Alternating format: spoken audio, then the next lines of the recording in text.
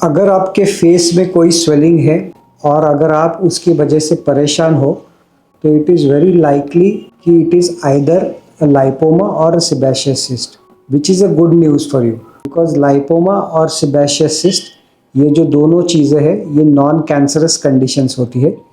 और आज के वीडियो में हम बात करेंगे लाइपोमा क्या होता है, सेबेशियस सिस्ट क्या होता है और हमें ये कैसे पता चलेगा कि हमें थोड़ा सा विजिलेंट होना चाहिए, ये थोड़ा सा सीरियस कंडीशन है। तो इन तीन चीज़ों के बारे में आज बात करेंगे। मैं हूँ डॉक्टर अमित मोड़े, मैं एक प्लास्टिक सर्जन हूँ और पुणे में प्रैक्टिस करता हूँ। तो लाइपोमा जो होता है वो आपके फैट सेल्स से भरा हुआ एक स्वेलिंग होता है। लाइपोमा में जनरली फैट सेल्स होते हैं और वो आपके स्किन के जस्ट अंडरनीथ होता है। आपको ये पता कैसे चलेगा कि ये लाइपोमा है? तो लाइपोमा के ऊपर का जो स्किन है वो यूजुअली नॉर्मल रहता है। लाइपोमा ये सॉफ्ट रबरी कंसिस्टेंसी का होता है और मोबाइल होता है। सेबेशियस सिस्ट जो होता है उसे हम एपिडर्मोइड सिस्ट भी कहते हैं।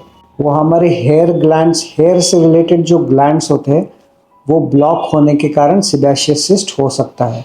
सेबेशियस सिस्ट का जो कंटेंट है वो केराटिन होता है और चीज़ी ऑयली उसका एक कंटेंट होता है।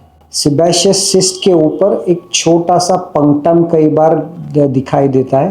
पंक्टम यानी एक छोटा सा होल होता है और सेबेशियस सिस्ट जनरली उसका जो मोबिलिटी है वो थोड़ा सा कम होता है। जैसे हमने देखा था कि लाइपोमा पेनलेस होते हैं, सेबेशियस सिस्ट भी पेनलेस होता है, पर उसमें अगर इन्फेक्शन हो जाता है तो वो पेनफुल हो सकते हैं। तो लाइपोमा और सेबेशियस सिस्ट में की डिफरेंसेस क्या है? लाइपोमा के ऊपर का स्किन नॉर्मल होगा, सेबेशियस सिस्ट के ऊपर का जो स्किन है उसमें एक छोटा सा पंक्टम दिखाई दे सकता है। लाइपोमाज ये जनरली मोर मोबाइल रहेंगे, सेबेशियस सिस्ट का मोबिलिटी जो है वो जनरली कम रहेगा। लाइपोमा वेरी रेयरली इन्फेक्ट हो सकते हैं, it is almost impossible to get a lipoma to get infected. Sebaceous cyst are very likely to get infected. अभी बात करेंगे उनके ट्रीटमेंट के बारे में। Lipomas will require treatment only if they are painful, उनकी वजह से कोई नर्व कंप्रेस हो रहा है और उसके कारण तकलीफ हो रहा है, या तो वो आपके लिए कॉस्मेटिक कंसर्निंग है। पर वैसे सेबेशियस सिस्ट के बारे में नहीं होता। सेबेशियस सिस्ट के बारे में जैसे हमने जाना था उसमें इन्फेक्शन हो सकता है, तो इसलिए सेबेशियस सिस्ट का जो ट्रीटमेंट है वो सर्जिकल रिमूवल होता है। लाइपोमा का भी जो ट्रीटमेंट है, अगर आप सर्जिकली आप उसको निकालना चाहते हो तो there is no medicine which can help a lipoma, उसको आपको सर्जिकली रिमूव करना पड़ता है। अगर आप एक प्लास्टिक सर्जन को मिलते हो आपके फेस के ऊपर जो लाइपोमा और सेबेशियस सिस्ट है उसको निकालने के लिए, तो उसका एक एडवांटेज ये होता है कि प्लास्टिक सर्जन्स आपके जो स्कार्स है उनको बेटर तरीके से कंसील कर सकते हैं, या तो उनको इस तरह से प्लेस कर सकते हैं कि उनका जो रिजल्टेंट स्कार हो वो इन द लॉन्ग टर्म कम से कम दिखाई देगा। तो ऐसी कौन सी चीज़ें हैं जो अगर आपको है तो आपको डॉक्टर को इमीडिएटली कंसर्न करना चाहिए? इन शॉर्ट, ऐसी कौन से इंडिकेटर्स है जो एक कैंसर की तरफ पॉइंट करते हैं?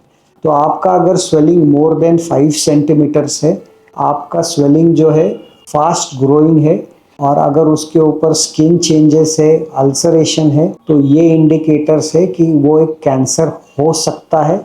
तो आपको अगर फेस के ऊपर कोई भी स्वेलिंग है तो आपको आपके प्लास्टिक सर्जन को कब मिलना है, ये बहुत ज़रूरी है।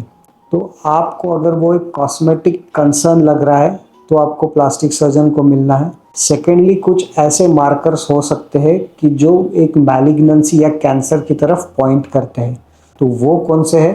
तो या तो आपका स्वेलिंग काफ़ी बड़ा है, more than 5 centimetres in size, और आपका जो स्वेलिंग है ये फास्ट ग्रोइंग है, तो इन चीज़ों में आपको आपके प्लास्टिक सर्जन को मिलना है। थर्डली, अगर आपको ऐसे लग रहा है कि वो स्वेलिंग पेनफुल है, इन्फेक्टेड है, तो आपको प्लास्टिक सर्जन को जाके मिलना है और उसका जो भी ट्रीटमेंट होगा उसे आपको कंप्लीट करना चाहिए। अगर आपको ये वीडियो अच्छी लगी हो तो इसे लाइक ज़रूर कर देना। अगर आपके दिमाग में कोई क्वेश्चंस हो, अगर आपको लाइपोमा और सेबेशियस सिस्ट के बारे में और कुछ जानकारी चाहिए हो, या आपको ये जानना हो कि लाइपोमा और सेबेशियस सिस्ट आपके बॉडी में कुछ और जगह पे आ सकता है क्या, मल्टीपल लाइपोमास क्या होते हैं, मल्टीपल सीबाशियस सिस्ट क्या होता है, तो कमेंट ज़रूर कर देना। धन्यवाद ये वीडियो देखने के लिए।